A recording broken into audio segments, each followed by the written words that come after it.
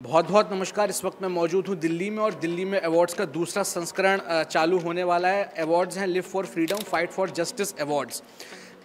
Delhi high court bar association लगातार दूसरे साल इसको कंडक्ट करा रहा है और लॉ स्ट्रीट के माध्यम से आपने लाइव प्रसारण भी इस कार्यक्रम का देखा। और आज हम लोगों की कोशिश रहेगी कि जिन लोगों को ये अवार्ड मिलने वाला है, अवार्ड किन को मिलने वाला है आपको ये एक्सप्लेन कर देता हूँ। पहले मैं हम लोग कई सारे केसेस पढ़ते हैं कि ये वर्सेस ये, X versus Y, X versus this, X versus वो, लेकिन ऐसे लोग जो होते हैं जिन्होंने काफ़ी सारे समय तक संघर्ष करा उसके बाद एक न्याय उनको मिला, ऐसे लोगों को यहाँ पर बुलाया गया है सम्मानित करने के लिए। तो आज देखते हैं कि क्या माहौल है अंदर। जस्टिस कोटेश्वर जो कि सुप्रीम कोर्ट ऑफ इंडिया में जज हैं, जस्टिस मेनन चीफ जूरी के मेंबर भी हैं। आइए अंदर चलते हैं और देखते हैं कि क्या है कार्यक्रम में खास।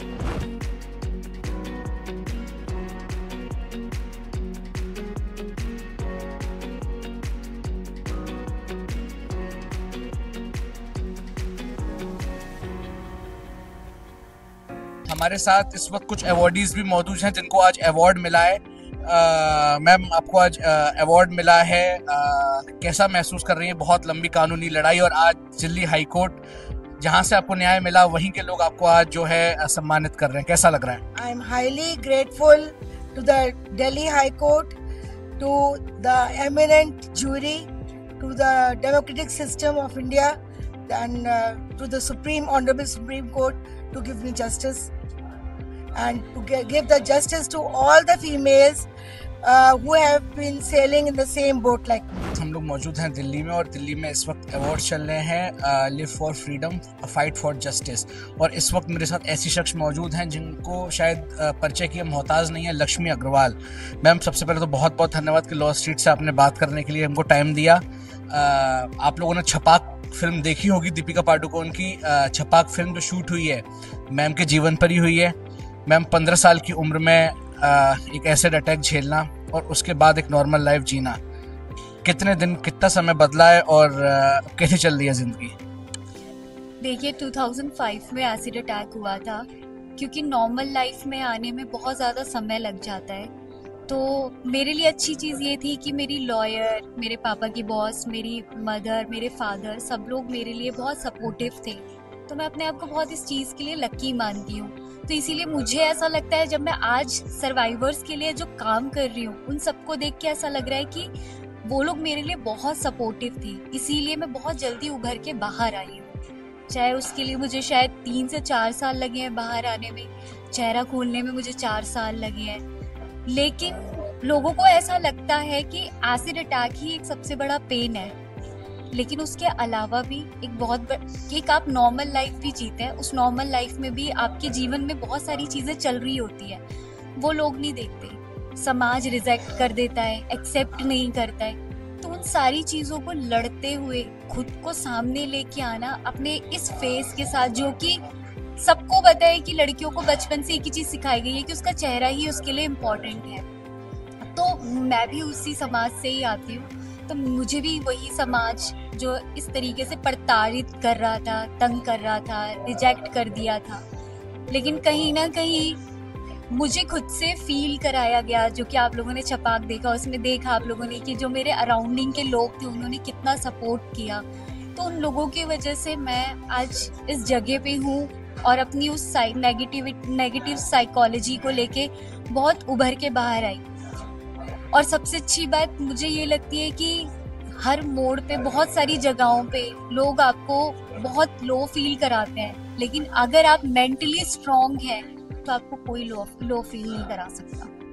ये रही हमारे साथ लक्ष्मी अग्रवाल और उन्होंने बहुत अच्छी चीज़ कही कि खासकर उन लोगों के लिए अगर लड़के ने क्राइम कर दिया तो माँ बाप बचाने पहुँच जाते हैं। ऐसे लोगों को मुझे लगता नहीं है कि आपको बचाने की ज़रूरत है, भले वो आपका कोई भी हो। तो मैम, बहुत बहुत धन्यवाद और उम्मीद करते हैं कि जितना काम अपने एनजीओ से आप कर रही हैं ये कंटिन्यू रहे और हो सके तो शायद जो क्राइम्स लड़कियों के साथ होते हैं किसी दिन शायद हमारे देश में 0% पे पहुंच सकें, तो शायद वो वही विकसित भारत होगा। मेरे साथ मौजूद हैं Jatan Singh ji, vice president Delhi high court bar association. Sir, आज अवार्ड्स हुए, हमने देखा fight for justice, live for freedom के बैनर के तले। क्या उद्देश्य था इन अवार्ड्स का और क्या ये पहली बार हुए हैं कि इससे पहले भी होते आए हैं? पहली बार तो नहीं है, ये सेकेंड एडिशन है फाइट फॉर जस्टिस अवार्ड का। पिछला जो हुआ था 18 दिसंबर 2023 को हुआ था ललित होटल में। और जो इसका पर्पस है, जो एम है, वो ये है कि जो एक लिटिगेंट है, क्योंकि बाकी सब लोगों को सेलिब्रेट करने के लिए तो दुनिया है, बट लिटिगेंट को कोई नहीं सेलिब्रेट करता। तो इस अवार्ड का जो पर्पस था, एक लिटिगेंट जो सुप्रीम कोर्ट तक गया और उसने एक लैंडमार्क जजमेंट में उसका जो है केस रिजल्ट हुआ और उससे जो है सोसाइटी को कोई फर्क पहुंचा, तो ये उसका ये पर्पस है, एम है फाइट फॉर जस्टिस अवार्ड का। क्या सर ऐसे अवार्ड से जो लोग आगे आते हैं, जैसे अभी मैं कुछ देर पहले लक्ष्मी अग्रवाल जी से बात कर रहा था जिनके जीवन पर छपाक पिक्चर भी बनी है, ऐसे जो अवार्ड्स होते रहते हैं, जब बार एसोसिएशन खुद आपको सम्मानित करता है, दिल्ली हाई कोर्ट आपको सम्मानित करता है, ऐसे अवार्ड्स के बाद मोटिवेशन भी एक लोगों में जागती है कि वो आगे आएं और अपने जस्टिस के लिए लड़ें। मैं ये बताना चाहूँगा, Delhi high court bar association इस कंट्री की एक ऐसी बार एसोसिएशन है जो शायद इस तरह की एक्टिविटीज़ और award Delhi high court bar association ने इनिशिएटिव लेके किया, किसी और बार एसोसिएशन में आपको नहीं मिलेगा।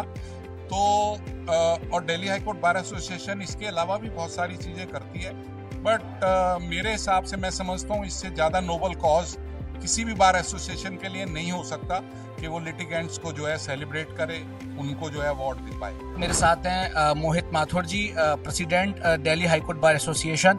सर आज दूसरा संस्करण हुआ live for freedom fight for justice awards का, क्या मैसेज एक Delhi high court bar association देना चाहता है इन अवार्ड्स के माध्यम से? These awards are trying to honor and recognize the true heroes, the unsung heroes, and that's the litigants.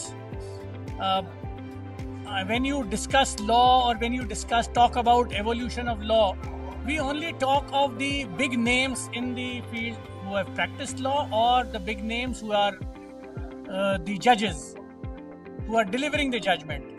But somehow, somewhere down the line, the memory lanes, people forget that it's people who who felt that they must approach the court, who had may not have had the wherewithal, but had the perseverance and the stamina to probably take the fight till the time they got justice. So it's actually, this is a celebration and honoring of those people who have inspired the others, that rather than as I said, rather than the needless and frivolous litigation, come out for the meaningful purposes. Because when this entire society is evolving, see, India is a young democracy compared to the other nations who have enjoyed a robust judicial system and democracy for a longer time. So when India is evolving itself, it's time also for the law to evolve. And when the law has to evolve, it should not only come from the law chambers or the courtrooms, but it should come from the courtrooms which have been actually knocked. The doors have been knocked by the true litigants who have actually worked either for themselves, trying to secure a right, or who have worked for a class of people. So when either a single person or a group of people have fought for something which actually leaves behind an indelible mark in the legal history, it's actually something to cherish that. And as my colleague and my Vice President, Mr. Jatan Singh, has often said, that Delhi High Court Bar somehow, for its innovativeness, has always tried to bring out things which others have either forgotten or are not concerned about. But we try to rake up those issues, and not just for our members, but also for our members to see that there is much more to see and much more to learn, not just from the books in black and white, but also from people who have put in their labor, their sweat and their efforts into getting justice for either themselves and leaving a mark and something to follow. So this is fortunately the response we got last year, encouraged us to go in for a second edition. आपने कार्यक्रम में देखा, कार्यक्रम में दोनों sessions को आपने सुना, आपने जस्टिस कोटेश्वर को सुना, आपने जस्टिस मेनन को सुना, और उसके बाद जो नए हमारे लॉज आए हैं उस पर आप लोगों ने एक छोटा सा सेशन भी देखा। और उसके बाद जब हमने बात करी लक्ष्मी अग्रवाल जी से, जिन पे छपाक फिल्म जिसमें दीपिका पादुकोण ने खुद एक उनका रोल निभाया है, उनसे भी बात करी, जिनको आप कह सकते हैं कि रियल लाइफ हीरो हैं। उसके बाद हमने Delhi high court bar association के जो वाइस प्रेसिडेंट हैं जतन सिंह, उनसे बात करी। उसके बाद मोहित माथुर जो कि प्रेसिडेंट हैं Delhi high court bar association के, उनसे भी बात करी। सबसे मिला जुला कर बात करने के बाद हमको यही जो इसका कंक्लूजन निकाला जा सकता है वो ये चलता है कि Delhi high court bar association जो है ये लगातार अपने नए नए इनिशिएटिव्स, आप लोगों ने कई इनिशिएटिव्स देखे हैं लॉ स्ट्रीट के माध्यम से, भले ही वो योगा का इनिशिएटिव हो गया बार के मेंबर्स के लिए, या फिर आज ये अवार्ड्स हो गया, या फिर आप इनके लीगल एड कैंप्स को ले लीजिए।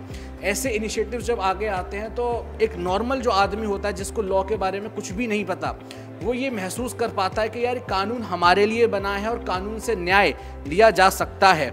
तो लॉ स्ट्रीट के माध्यम से Delhi high court bar association को हम लोग बहुत बहुत बधाई देते हैं कि आज दूसरा संस्करण इसका जो है वो बेहद सक्सेसफुल समाप्त हुआ, और उम्मीद करते हैं कि आगे भी ऐसे कार्यक्रम Delhi high court bar association करते रहेगा। अब मुझे आदित्य शर्मा को दीजिए इजाज़त, लॉ स्ट्रीट को दीजिए इजाज़त। मिलते हैं जल्दी नई पेशकश में। बहुत बहुत धन्यवाद।